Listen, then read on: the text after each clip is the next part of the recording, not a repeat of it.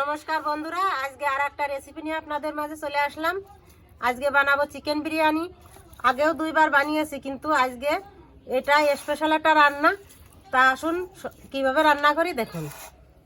প্রথমে আমি চিকেনের মধ্যে দিয়ে দেব, এটা হচ্ছে রসুন বাটা,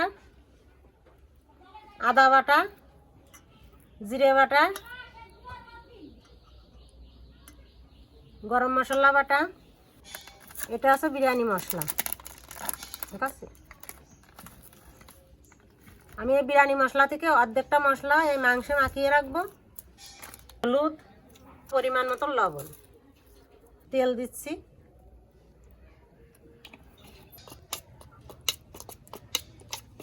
আমি 100 গ্রাম মতন টক দই নিয়েছি, একটু ফেটিয়ে নিলাম, এটাও দিয়ে দেবো এর মধ্যে। আর দেবো একটু কেওড়া জল।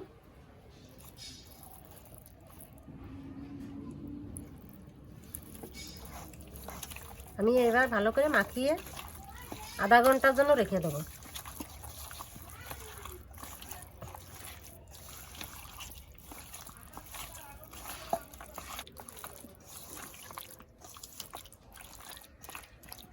আমি সুন্দর করে ম্যারিনেট করে নিয়েছি, এবার আমি ঢেকে রাখবো। প্রথমে আমি কড়াইতে তেল দিয়ে দেবো। প্রথমে আমি পেঁয়াজগুলো ভেজে নেবো বেরেস্তা করার জন্য।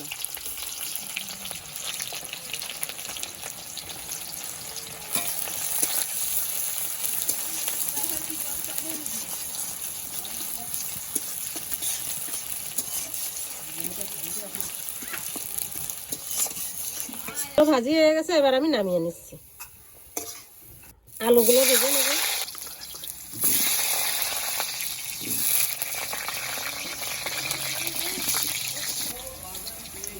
সামান্য একটু হলুদ দেবো।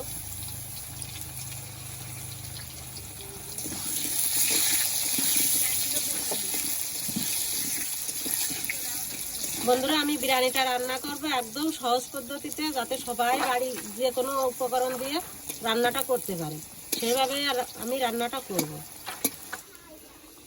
আলুগুলো ভাজা হয়ে গেছে, এবার আমি তুলে নিচ্ছি। ওই তেলের মধ্যে দিয়ে দিচ্ছি গোটা জিরে, তেজপাতা, পেঁয়াজ কুচি।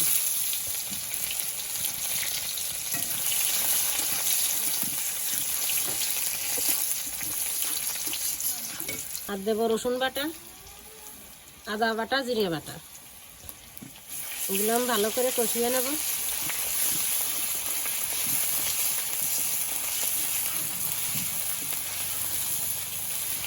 দেব হলুদ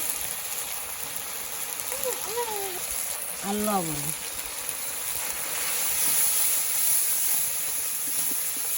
আমি এবার এর মধ্যে দিয়ে দেব লঙ্কা বাটা।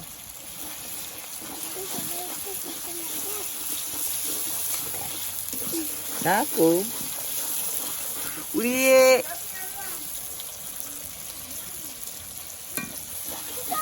এই ছাড়।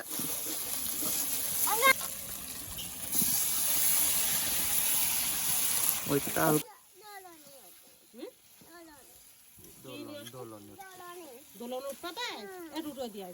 আমি হালকা একটু পাত্র ধোয়া জলটা ওর মধ্যে দিয়ে দিচ্ছি।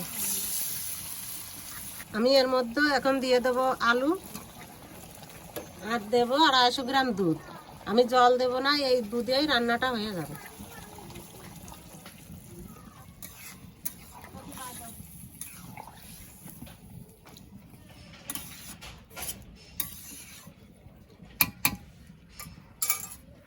এবার ঢেকে রান্না করব ভালো মতো। বন্ধুরা, আমি 10-15 মিনিট ধরে বেশ এইভাবে ভালোভাবে জাল করে নিছি। প্রায় হয়ে গেছে, আমি এবার নামিয়ে নেব। বিরিয়ানির ভাতটা রান্না করার জন্য আমি আর একটা কড়াই নিয়ে নিছি। এবার ওই কড়াইতে দিয়ে দিচ্ছি তেল। বন্ধুরা, আমি বিরিয়ানির জন্য নিয়েছি চিনি গুঁড়া চাল, এটা আমার বাড়ির চাল। দিয়েছি প্রথমে তেলের মধ্যে এলাচ আর দারচিনি,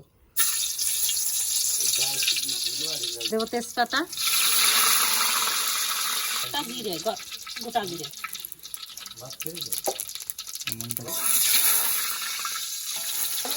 চালগুলো চালগুলো ভালো করে ভেজে নেবো।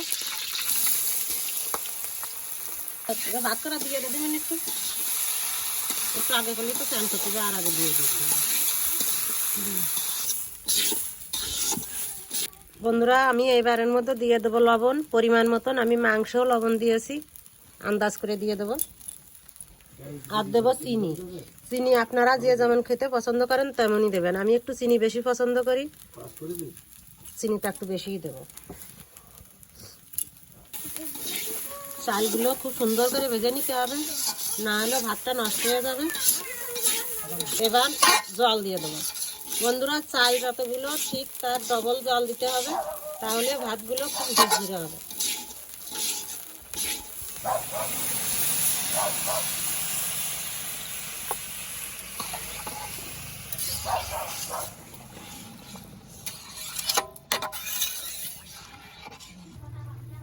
বন্ধুরা ভাত আমার 80% হয়ে গেছে। এবার আমি ওর মধ্যে যেগুলো দিয়ে দেবো। আমি এই যে দুধে কেশর ভিজিয়ে রাখিছি, সাথে দেবো মিঠা আতর। এই যে মিঠা আতর,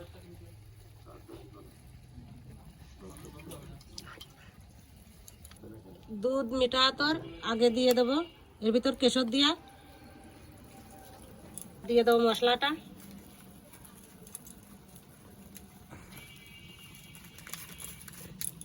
দেবো গোলাপ জল।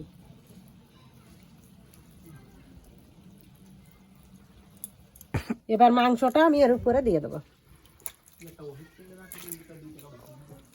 এবার লিবানো আছে, আমি ঢেকে রাখবো 5-10 মিনিট।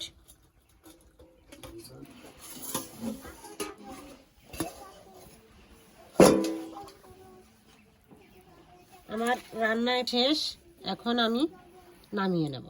তো বন্ধুরা আজকের ভিডিও এই পর্যন্তই। দেখা হচ্ছে অন্য কোনো ভিডিওয়। সবাই ভালো থাকবেন, সুস্থ থাকবেন। বন্ধুরা পরের ভিডিও আপনারা কি দেখতে চান সেটা কমেন্ট করে অবশ্যই জানাবেন।